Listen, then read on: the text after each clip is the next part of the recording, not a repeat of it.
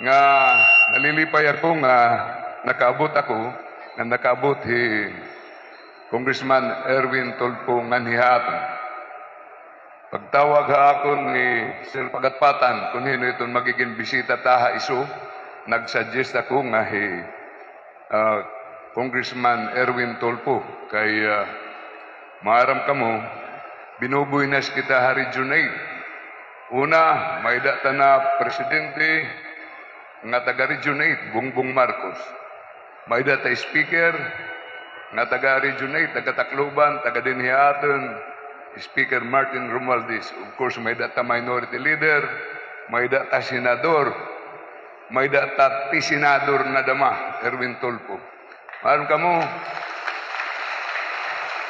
kung kay ano anakon pagsiring, labot lang nga magkabarkada na hera, nga ni Governor Ben Ebardoni, ini Erwin, an ira tatay na assign Tacloban, Camp Bumpos. Karag bitsid nun, Taclobanon ini nga mga Tulfo. Ngan urin ka importante nga nahingangan ni Herhat.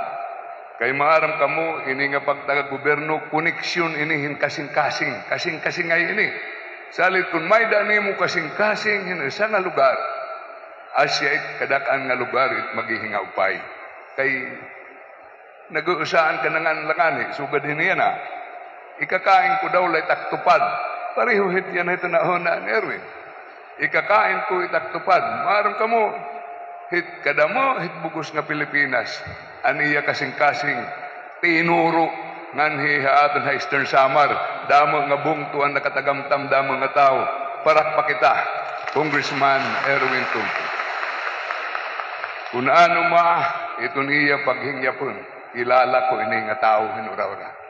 O siya nga pinakamagaling nga sekretary ng DSWD. Ngan ura-ura ini ka maugup haatan, ini nga magburugto.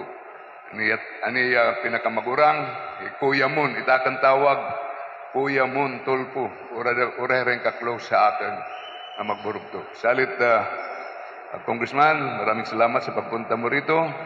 At sa inyong lahat, maraming salamat at nagkaroon ng pagkakataon ang gobyerno, senator nang tawag ko sa iyo. Nagkaroon ng pagkakataon ang ating butihing Congressman Erwin Tulfo, Governor Bandoni, Nonoy Libanan, lahat ng mga opisyal dito, nagkaroon ng pagkakataon makapagbigay ng serbisyo ang gobyerno sa inyong lahat. Buhay po kayo at magandang umaga po.